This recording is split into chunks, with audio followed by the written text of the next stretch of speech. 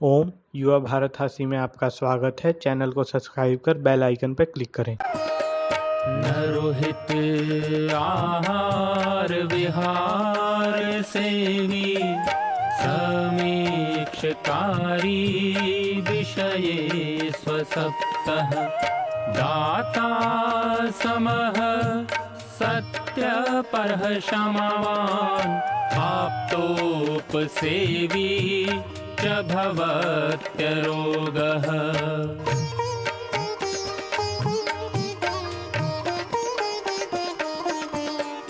मतिर्वचः कर्म सुखानुबन्धी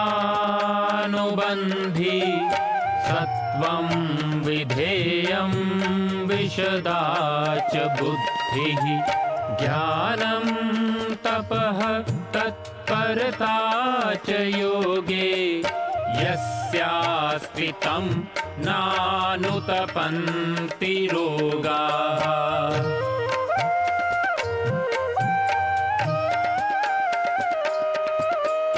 योगेन चित्तस्य पदेन वाचां मलं शरीरस्य च वैद्यकेन योपाकरोतं प्रवरं मुनीनां पतञ्जलिं प्राञ्जलिरानतोऽस्मि पतञ्जलिं प्राञ्जलिरानतोऽस्मि पतञ्जलिं प्राञ्जलिरानतोऽस्मि।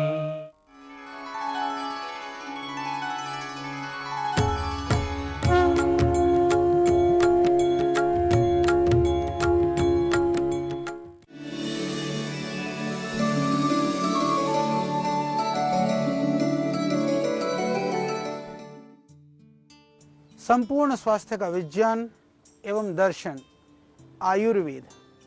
आयुर्वेद दर्शन के द्वारा, आयुर्वेद के ज्ञान के द्वारा, आयुर्वेद के साइंस के द्वारा कैसे हम अपने आप को ठीक रख सकते हैं और यदि हम रुग्ण हो गए हैं तो अपने आप को कैसे रोग से मुक्त हो सकते हैं। इन विषयों में हम बहुत सारी बातों को लेकर के चर्चा कर चुके हैं। इससे पहले हमने जाना कि किस तरह से हम आहार को भी औषधि के रूप में सेवन करके आहार को सही समय पर सही मात्रा में लेकर के अपने स्वास्थ्य को ठीक रख सकते हैं। आहार किस तरह से लेना चाहिए, भोजन न केवल स्वाद के लिए अपितु स्वास्थ्य के लिए भी हमने इसको जाना समझा। अब हम बात करने वाले हैं, आज जो चर्चा करने वाले हैं कि चरक ऋषि कहते हैं कि व्यक्ति जो पथ्यम पथो अनपेतम यद्यचोक्तम मनसः प्रियम तच्चा प्रियमपथ्यम च नियतम तन्न लक्षयत। यानी कि भोजन का यदि बहुत ज़्यादा ध्यान रख करके यदि आदमी कोई भोजन करता है, नियमों का पालन करता है, तो यह ध्यान भी रखना है कि जो खा रहा है आदमी वह भोजन हितकारी तो है। तो हितकारी आहार यानी पथ्य आहार जो हम भोजन ले रहे हैं वो हमारे लिए हितकारी होना चाहिए।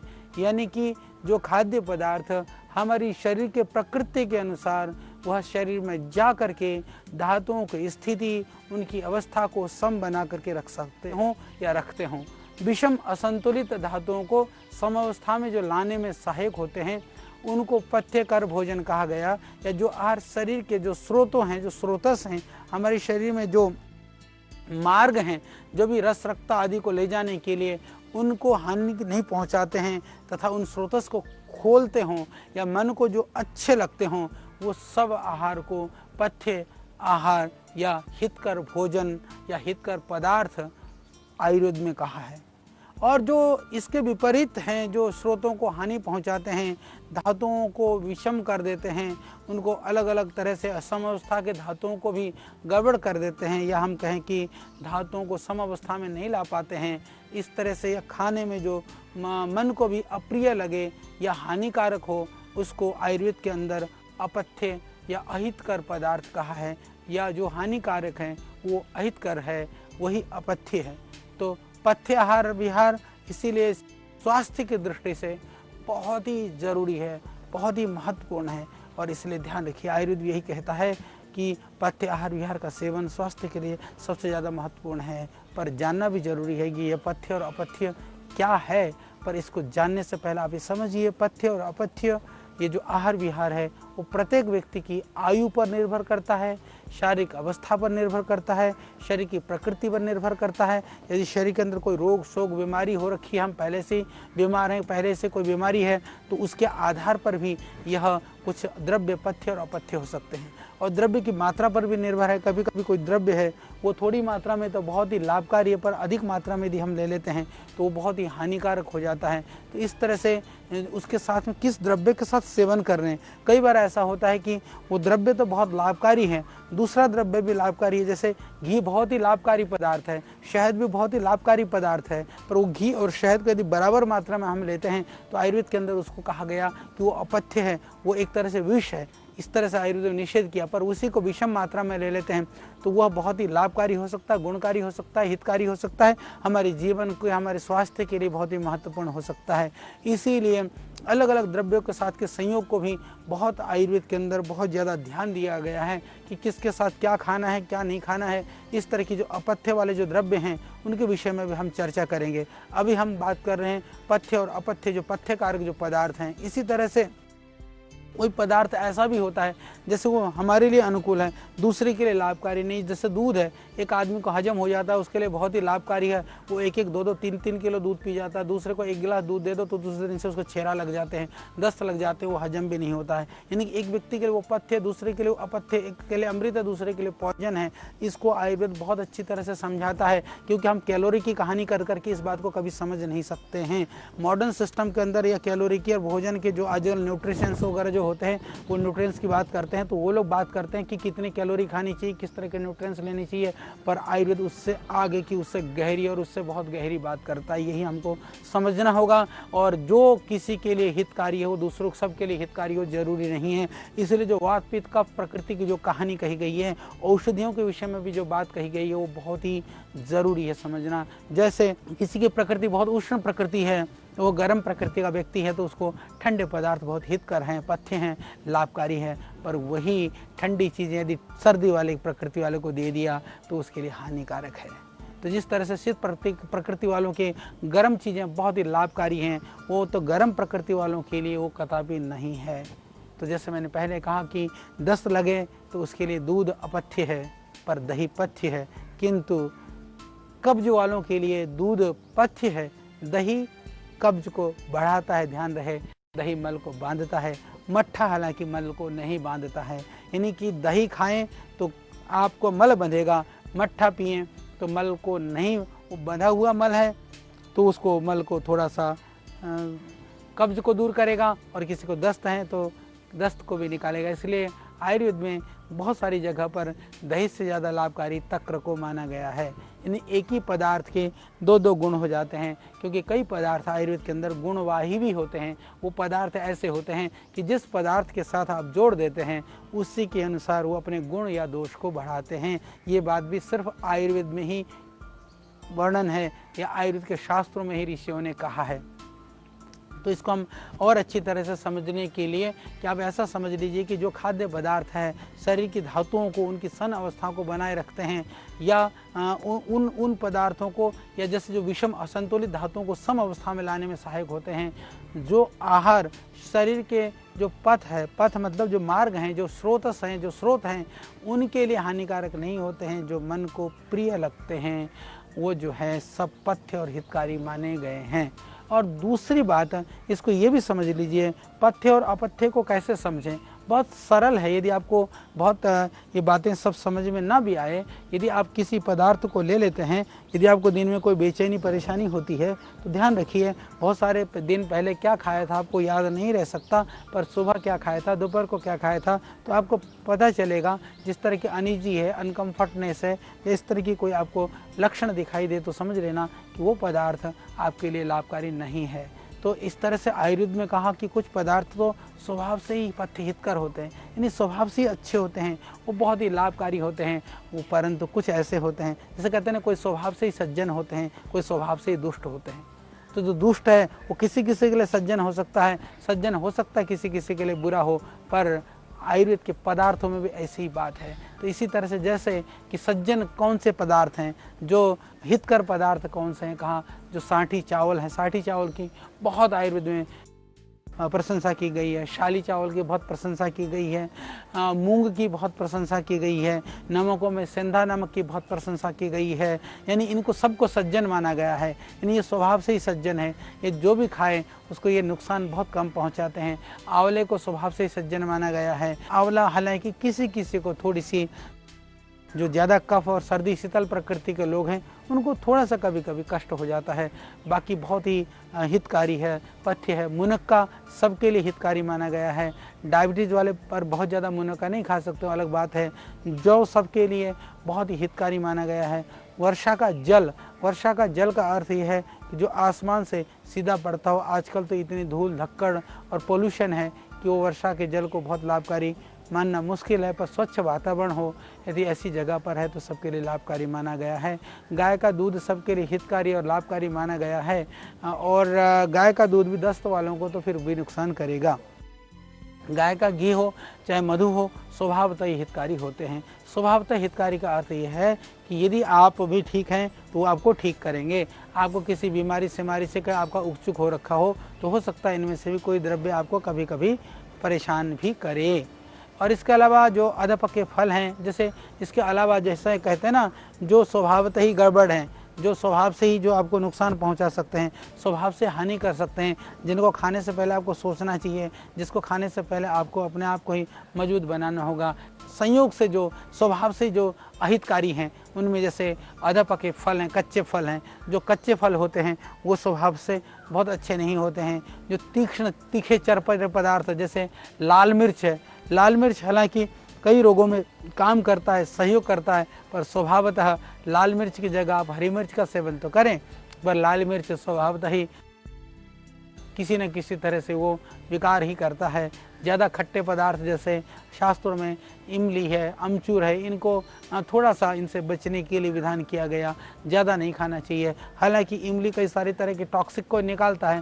साउथ वगैरह में इसलिए इमली खाई जाती है, वहाँ का जो समुद्र का कार्य खारा पानी है, उस खारे पानी के प्रभाव को वो कम करता है, तो साउथ में इमली पथ्य हो सकता है। परंतु यदि उत्तर भारत में आप इमली खाते रहोगे तो फिर आप अपने स्वास्थ्य से जाते रहोगे, इसलिए कम इमली खाना चाहिए।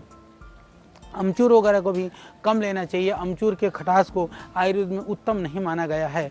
तो जो सड़ा करके बनाए हुए जितने भी जो पदार्थ हैं, जो जैसे शराब है, बियर है, इस तरह के जितने भी जो पदार्थ हैं, जो नशे की चीज़ें हैं, इन्हें सबको स्वभाव से ही इनको अपथ्य माना गया है। और जो जिसमें केमिकल आदि डाल करके यदि किसी को प्रिजर्व किया गया है, इस तरह के प्रिजर्वेटिव डाले हुए पदार्थों को भी स्वभाव से ही अहितकर माने गए हैं। परंतु ध्यान रख लीजिएगा, यदि इन पदार्थों के अंदर यदि हितकर पदार्थों का सेवन मात्रा प्रकृति के अनुसार विधि पूर्वक न किया जाए, यानी कि जो विरुद्ध आहार हैं वो तो हानिकारक ही हैं, जो हितकार पदार्थ हैं उनको भी प्रकृति अनुसार विधि पूर्वक किया जाए तो ही लाभ करेंगे। यदि किसी ने कहा कि दूध बहुत हितकारी है, दबा करके दूध पी गए कई लीटर, तो मुश्किल है दूध को हजम करना। घी हितकारी है, आपने कहा घी बहुत बढ़िया है, पी जाओ 200-250 ग्राम घी, हजम नहीं होगा। किसी ने कहा शहद बहुत बढ़िया है, पी जाओ 200 ग्राम शहद, मूर्छा हो जाएगी। तो इस तरह से ये ध्यान रखना जरूरी है। हितकारी कह करके ऐसा नहीं है कि वो एक दिन में आप पहलवान बन जाएंगे। हितकारी का अर्थ यह है कि आप यदि विधि पूर्वक उनका सेवन करोगे तो वो आपको लाभ देंगे, वो नुकसान नहीं करेंगे। हम बात करते हैं, यदि हम बात करें देश की, आयु की, ऋतु की, तो ये आयुर्वेद में ये भी बहुत ज़रूरी है। हितकारी तो हैं, पर आपकी आयु कितनी है, आप किस क्षेत्र में रहते हैं, अभी कौन सा ऋतु चल रहा है, ऋतु के विषय में हमने विशद चर्चाएं की। ये सब कुछ को हमको बहुत अच्छी तरह से विचार करना बहुत ही ज़रूरी है। और शरीर अन्न से ही बना है, तो शरीर अन्न से बना है तो अन्न भी शरीर को बनाए रखने के हिसाब से लेना जरूरी है मेरे भाई। इसका आपको ध्यान रखना बहुत ज़रूरी है। परीक्षा कर करके ही हमको अपने अनुकूल आहार यानी पथ्य आहार का तभी हमको सेवन करना चाहिए। परंतु ध्यान रहे, कभी किसी के बातों पे आकर के खा लेना क्या फ़र्क पड़ता है, एक टुकड़ा तो है, एक ही तो गिलास है भाई, उसका तो एक गिलास है, शरीर तो तेरा है, नाश अपना करवाना है या उसकी बात रखनी है। यदि ऐसी स्थिति आ जाए तो प्यार से हाथ जोड़ लेना, जोड़ करके बता देना, बाबा वैद्य जी ने मना कर रखी है, बाबा मैं कमज़ोर हूँ, थोड़ी सी उनके मुंह मन रखने के लिए एक टुकड़ा ले लेना, पर मत खाना। क्योंकि यदि मान लीजिए कि दूसरे के कहने से, लोभ से या अज्ञान से, लोभ हुआ कि यार बढ़िया चीज़ है, रसगुल्ला है, फिरी में दे रहा है, खा लेना, दो क्या फ़र्क पड़ता है, खा ले रसगुल्ले, बाद में जब तेरा गड़बड़ हो जाएगा तो फिर परेशान होते घूमना, तो परेशानी तो तुमको झेलना पड़े ना। तो इसलिए खाने का लोभ कभी नहीं करें। लोभ तो वैसे भी हानिकारक है। किसी भी तरह का कोई भी लोभ, हमको किसी भी लोभ के चक्कर में नहीं फंसना चाहिए, और अज्ञान के कारण से। क्योंकि कई बार लोग कहते हैं जी मुझे तो पता ही नहीं था जी, मैंने तो ऐसा कर दिया, या जी मुझसे तो गलती हो गई, या जी मेरे को तो बस ये ऐसा हो गया जी। अरे भाई, जो कानून है, जो नियम है, जो व्यवस्था है, चाहे वो प्रकृति की व्यवस्था है, चाहे संविधान की व्यवस्था है, यदि आप उसको तोड़ते हैं तो आप ये कह करके मुझे पता नहीं था, आप बच नहीं सकते हैं। इसीलिए ज्ञान से करो चाहे अज्ञान से करो। इसलिए तो हम आपके ज्ञान को बढ़ा रहे हैं कि आप ये ना कहें कि जी हमको पता नहीं था इसलिए हमने कर लिया। तो अब आपको जरूर हम इतनी बात पूरी प्रामाणिकता हैं कि यदि आपने हमारे इन कार्यक्रमों को देखा है तो अब आपको आयुर्वेद के ज्ञान से, आयुर्वेद के सिद्धांत से आप पूरी तरह से सक्षम होंगे। अब आपको आहार विहार या इन सब द्रव्यों के गुण, पथ्य अपथ्य या विधि निषेध के विषय में आपको कोई भी किसी तरह से आपका अज्ञान नहीं रहेगा। क्योंकि यदि आप अज्ञानता के कारण से भी यदि अपथ्य आहार सेवन करोगे तो भी नुकसान होगा। यानी अज्ञान से भी कहा कि अपथ्य आहार का कभी सेवन नहीं करना। अच्छा ये बताओ, अज्ञान से कौन अपथ्य आहार का सेवन से बच पाया है? अज्ञान है इसीलिए अपथ्य का। बहुत सारे लोग अज्ञानी पथ्य आहार तो तुक्के में ले सकते हैं, परंतु जो अपने आप को ज्ञानी समझते हैं वो अपथ्य आहार का सेवन कर सकते हैं। मैं तो कहता हूँ, ऋषि कहते हैं कि अज्ञान से भी अपथ्य का आहार सेवन नहीं करना चाहिए। मैं कहता हूँ अपथ्य व अज्ञानी को तो ज्ञानी बनाया जा सकता है। जो ज्ञानी होकर के भी अपथ्य आहार का सेवन करते हैं उनके लिए क्या करें? तो उनके लिए कहा कि भाई तू ज्ञानी होकर के भी खाएगा तो रोग तुझे नहीं छोड़ेंगे, रोगों का शिकार तो तुझे भी बनना ही पड़ेगा। इसीलिए जो भी हम आहार लेते हैं वो हमारे शरीर के सप्त धातुओं के रूप में हिस्सा बन करके आज जीवन हमारे साथ रहता है। यानी खाया तो एक कुछ क्षण में, खाने में कितना समय लगता है? खाने में लगेगा 5 मिनट, 10 मिनट, आधा घंटा, 1 घंटा समझ लो, पर वो जीवन भर तुम्हारा साथ रहेगा। साथ रहेगा मित्र के रूप में या शत्रु के रूप में, गुण के रूप में या वह पथ्य के रूप में या अपथ्य के रूप में। उसका जो सूक्ष्म अंश है, सूक्ष्म प्रभाव है, वो बना रहता है। इसीलिए आयुर्वेद में कहा जो वर्जनीय कर्म है, जो त्याज्य कर्म है, उनको एक बार भी गलती से भी हमको नहीं करना है। इसी तरह से जो अभक्ष्य पदार्थ है, जो त्याज्य आहार है, एक बार भी गलत नहीं खाना है, क्योंकि यही हमारे लिए शुभ है। यानी गलत कर्मों से बचना, गलत आहार से बचना, यही शुभ है, यही जीवन को कल्याण करने वाला है, यही जीवन को शांति और आनंद देने वाला है। इस तरह से हम जो भी विचार करते हैं ना, हमारे विचार भी हमारे मस्तिष्क में जो हाइपोथैलेमस जो सिस्टम है ना, हमारा हाइपोथैलेमस सिस्टम में जा कर के वो पूरा का पूरा चित्त के अंदर संस्कार के रूप में संचित रहता है। इसलिए ध्यान रख लेना, वो केमिकल के रूप में, मॉडर्न सिस्टम तो कहता है केमिकल के रूप में रूपांतरित हो जाता है, और हम ये कहते हैं कि वो केमिकल रूपांतरित होकर के वो कहते हैं कि वो हमारे शरीर का हिस्सा बन जाता है। हम उसी बात को कहते हैं, मस्तिष्क में जाकर के विचार संस्कार के रूप में स्थित रहता है और वो आजीवन हमारे पास रहता है। बात यह है, वो केमिकल बने चाहे संस्कार बने, जो हमने किया है वो हमारे दिमाग में जाकर के स्थायी संस्कार बनेगा। इसमें कोई भी भेद या कोई भी इसमें विरोध नहीं है। तो इसलिए समझ लीजिए कि जो आहार भी एक बार यदि हमने खा लिया, कुछ भी खा लिया, आप सोचे क्या फर्क पड़ता है, एक दिन पी ली ना बोतल, लगा लिया ना शराब, पी लो, पी ले मेरे भाई, एक दिन पिएगा, ऐसा नहीं कि उससे तू अमर हो जाएगा, पर तेरा बिगाड़ तो उस दिन से शुरू हो जाएगा। कोई भी आदमी है जो तंबाकू खाने वाला है, शराब पीने वाला है, तो समझ लीजिए कि आप एक बार भी यदि आपने प्रयोग कर लिया है, एक बार का प्रयोग ही बाद में जाकर के आदत बनती है। जो आदत में आ जाए वो संस्कार बनता है। तो इसलिए आपको एक बार के लिए भी इस तरह के पदार्थों के सेवन से बचना चाहिए, और इस पदार्थों की ओर प्रेरित करने वाले लोगों से भी आपको बचना चाहिए। किस तरह के लोगों से मित्रता करनी चाहिए, किस तरह के लोगों से मित्रता नहीं करनी चाहिए, ये भी हम आपसे चर्चा कर चुके हैं। तो मेरे भाई सावधान हो जाओ। लोग तो स्वाद के लिए, मज़े के लिए या आपको बिगाड़ के लिए कुछ कुछ आदत डाल देंगे, परंतु भुगतना तो आपको पड़ेगा। यदि आप चाहते हैं अपने विचार को सही रखना, यदि आप चाहते हैं अपने स्वास्थ्य को सही रखना, यदि आप चाहते हैं अपने जीवन को सही रखना, तो मेरे भाई किसी भी पदार्थ का किसी भी जो गलत विचार को एक बार भी अपने अंदर आने मत देना, क्योंकि ऋषि कहते हैं कि एक बार भी जो किया ना, चाहे वो विचार है, चाहे वो अन्न है, वो दुख, निराशा, अशांति, काम, क्रोध, चिंता को बढ़ाने वाला हो।